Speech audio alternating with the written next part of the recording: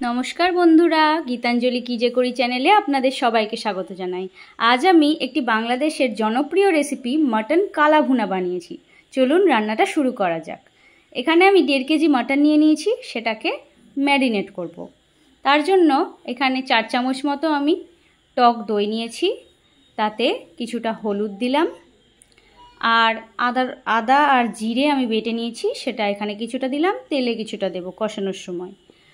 আর এখানে রসুন কাঁচা লঙ্কা আমি বেটে নিয়েছি, সেটাও দিলাম।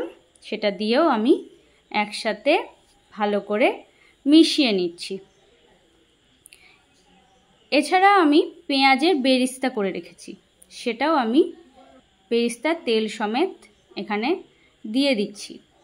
এই রান্নাটা করতে অনেকটা সময় লাগে, সেই জন্য আমি কিছুটা কাজ এগিয়ে রেখেছি।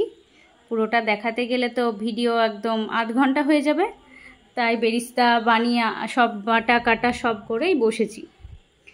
এই সব কিছু আমি ভালো মতো মিশিয়ে নিয়েছি, এতে আমি আর কিছু দেব না।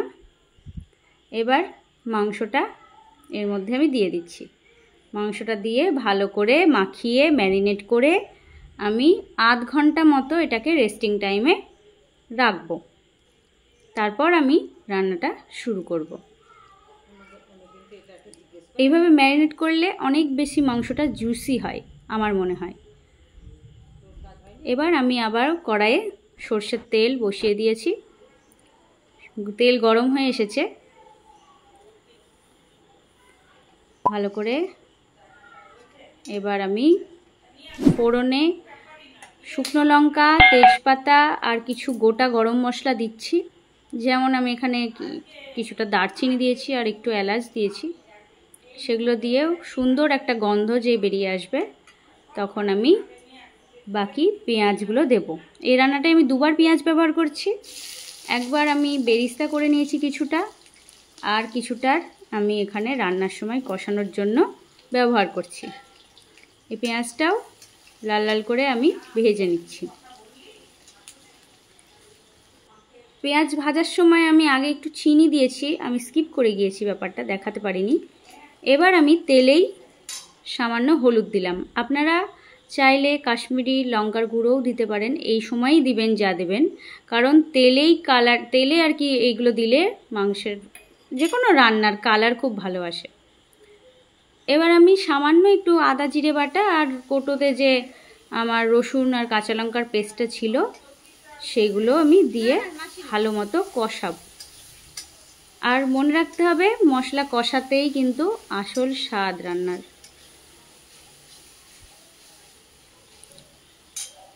আমার মশলা কষানো প্রায় হয়ে এসেছে। এবার আমি আরও একবার ভালো করে নেড়ে চেড়ে দিচ্ছি। সব মাংসগুলো, ম্যারিনেট করা মাংসটা এখানে আমি দিয়ে দিচ্ছি। এবার আমি মাংসটাকে হাই হিটে মোটামুটি 5-7 মিনিট কষাতেই হবে। অবশ্যই আপনারা কিন্তু এই সময় গ্যাসের ফ্লেমটা লোয়ে রাখবেন না, মিডিয়ামেও না, হাই আপনাকে 5-7 মিনিট এটা কষিয়ে নিতেই হবে। তারপর দেখবেন মাংস থেকে কতটা জল ছেড়ে দেয়। দেখুন কতটা জল ছেড়ে দিয়েছে মাংস থেকে। এবার আমি আরও একবার নাড়াচাড়া করে দিয়ে এটাকে ঢেকে ঢেকে মোটামুটি 15 থেকে 20 মিনিট আমি কষাবো।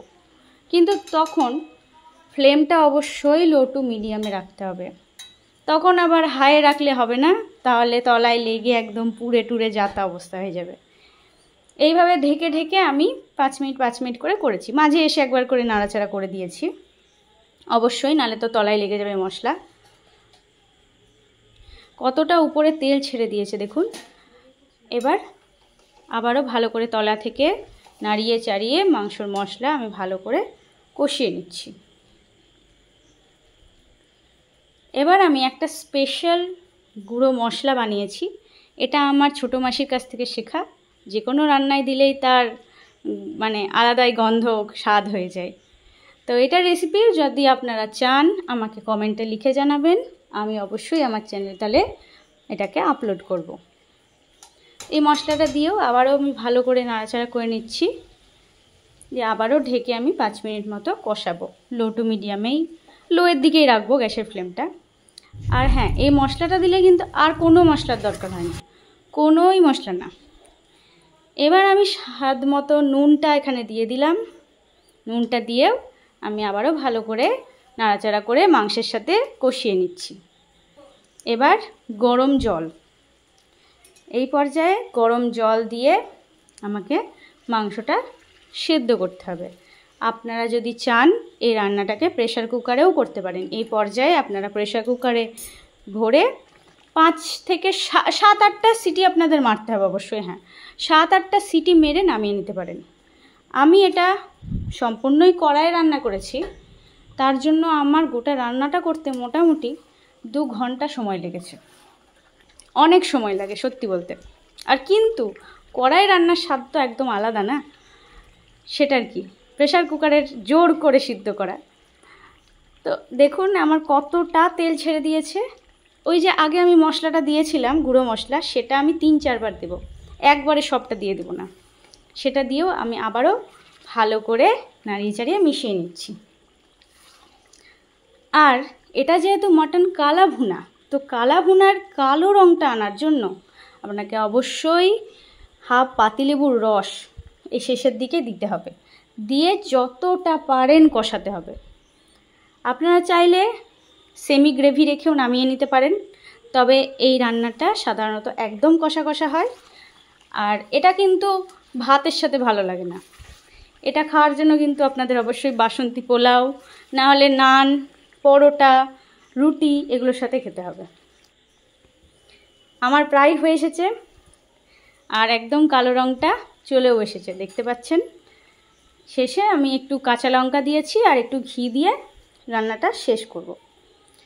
আপনারা দেখলেন তো কত সহজেই বানিয়ে নিলাম। হ্যাঁ, একটু সময় লাগবে, বিশেষ দিনে অবশ্যই বানান আর বানিয়ে খান, আর নিজের লোককে বানিয়ে খাওয়ান। এই রান্নাটার সাথে আমি বাসন্তী পোলাও করেছি, সেটার সাথেই সার্ভ করব।